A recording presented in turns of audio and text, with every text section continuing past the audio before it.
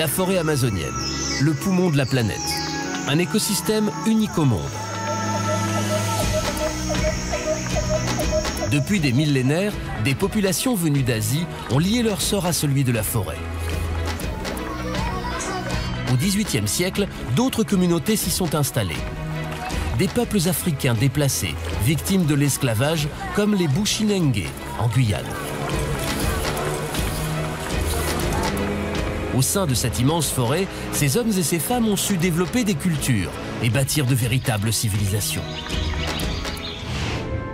La Guyane est un département français situé en Amérique latine, presque sous l'équateur. Elle est bordée à l'est par l'Oyapock, fleuve frontière avec le Brésil, et à l'ouest par le Maroni, qui délimite sa frontière avec le Suriname. La vie des populations qui habitent le sud de la Guyane est indissociable du fleuve.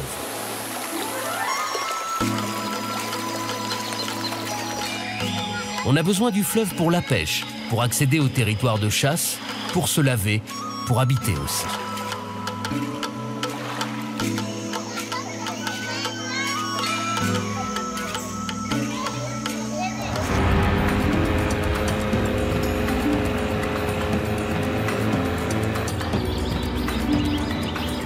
Le long des fleuves de Guyane, de nombreux vestiges attestent de l'installation de sociétés humaines depuis des milliers d'années.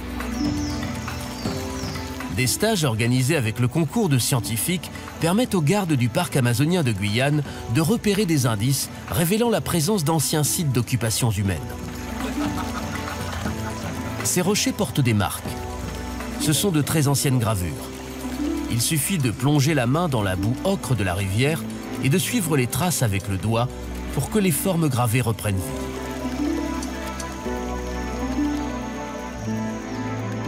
Nos parents, ils avaient un lien très fort avec tout ce qui les entoure.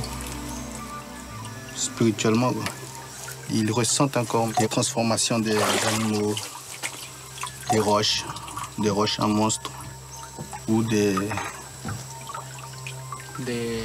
arbres aussi, hein. Tout ça. Il y a là des hommes, des femmes, des enfants qui doivent affronter un monstre aux pinces de crabe, l'esprit de cet énorme rocher. Une roche ensorcelée, capable d'engloutir au fond de la rivière ceux qui s'en approcheraient de trop près sans l'autorisation du chaman.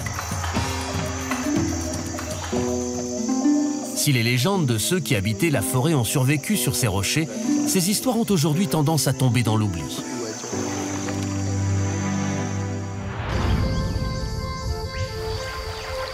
En Guyane, l'existence des peuples de la forêt repose sur les relations qu'ils entretiennent avec leur environnement.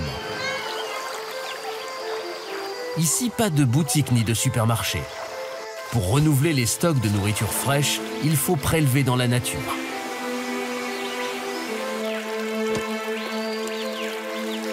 La nivrée est une pêche traditionnelle qui se pratique en général à la saison sèche.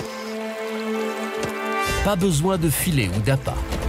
Pour capturer le poisson, on se sert du poison contenu dans une liane. Une fois libéré dans l'eau, le liquide toxique assomme littéralement les poissons qui remontent rapidement vers la surface. Cette technique de pêche collective très efficace permet de récolter de grandes quantités de nourriture. Mais l'impact du poison sur la faune est redoutable, ce qui n'est pas sans poser des problèmes. Au niveau de la nivrée, nous avons constaté que lorsqu'on fait de la nivrée, ça élimine beaucoup de poissons là où on l'a fait. C'est pour cette raison que nous avons fixé un arrêt de la nivrée pendant 5 ans. C'est une bonne chose pour notre communauté. Et après cette période de 5 ans, nous pourrons y retourner pour pêcher de nouveau. Aujourd'hui, nous avons constaté qu'il y a une apparition de beaucoup de matériel, filets, l'introduction des harpons. Les jeunes vont pêcher sous l'eau avec. C'est quelque chose qu'on ne pratiquait pas. Nous, on pêchait à la canne à pêche. Pourquoi nous n'avons pas mis de réglementation pour arrêter cette pratique? Parce que c'est ce qui nous permet de vivre.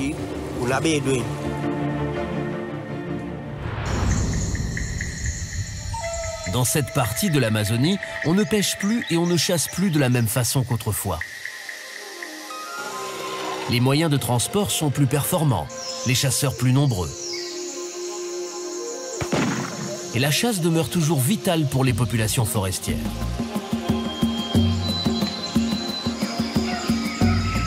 Contrairement aux idées reçues, la forêt amazonienne ne regorge pas de gibier.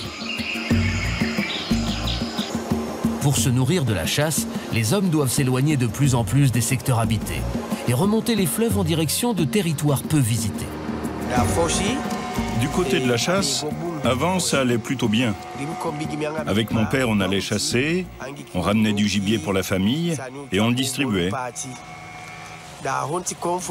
Mais aujourd'hui, les gens vont chasser pour commercialiser.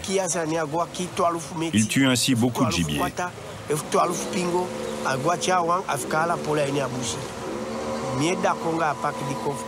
Nous souhaitons qu'il y ait une réglementation. Et je suis d'accord avec le parc pour fixer des réglementations, pour empêcher que les gens tuent énormément de gibier.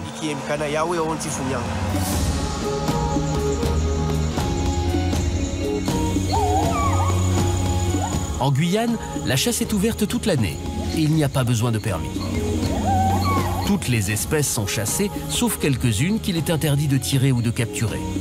D'autres sont considérées comme gibier, alors qu'elles sont interdites à la vente. C'est normalement le cas du tapir.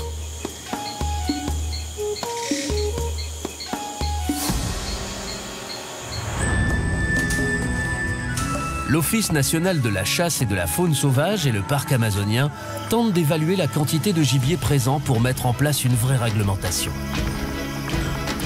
Un travail rigoureux qui repose en partie sur la participation active des peuples chasseurs. Leur savoir ancestral est un atout majeur pour mieux connaître la situation. À l'occasion de réunions rassemblant agents du parc, autorités coutumières et habitants, l'idée d'une fiche de chasse a fait son chemin. Cette fiche permet d'évaluer espèce par espèce l'état des stocks de gibier.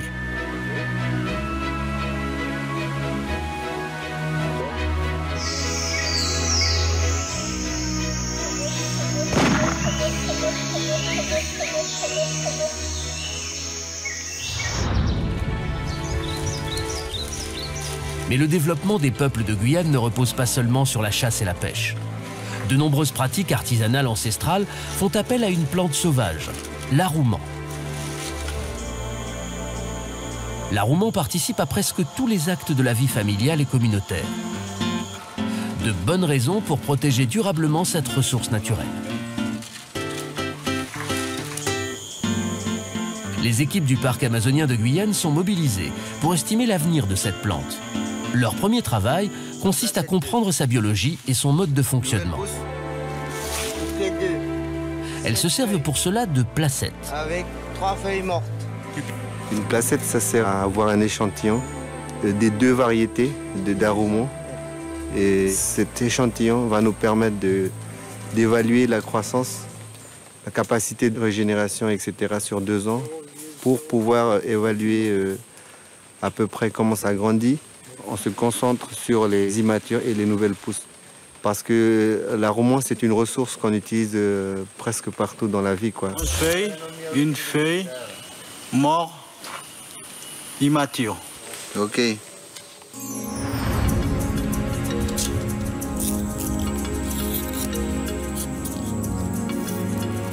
Les Wayanas sont l'un des 6 peuples amérindiens de Guyane.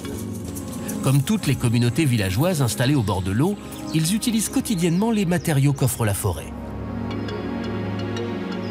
À chaque plante et à chaque arbre, son utilisation. Et la construction d'un tukusipan réunit matériaux et savoir-faire ancestraux. Dans le passé, le tukusipan était une représentation d'un chef du village. Parce que sans un tukusipan, le village n'était pas valeureux.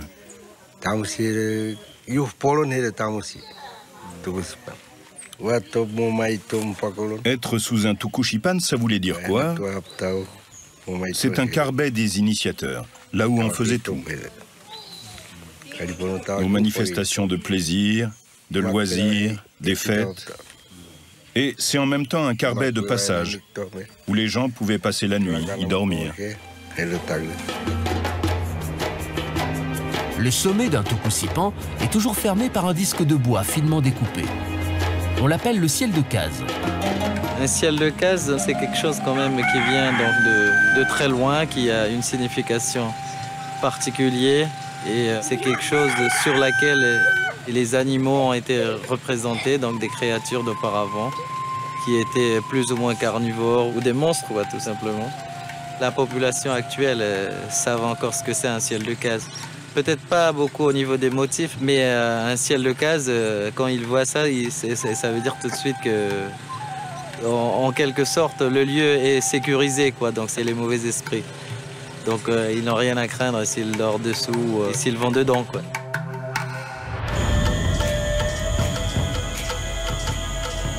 D'autres pratiques puisées dans un patrimoine ancestral témoignent d'un très grand savoir-faire des peuples de Guyane. Ces traditions, transmises de génération en génération et qui semblaient immuables, sont aujourd'hui bouleversées. Les jeunes partent faire des études en ville et reviennent parfois au village avec des envies de modernité qui ne sont pas toujours en phase avec la réalité de la vie en Amazonie. Certains décident de quitter les bords du fleuve. D'autres, au contraire, essaient de participer à l'évolution de leur village.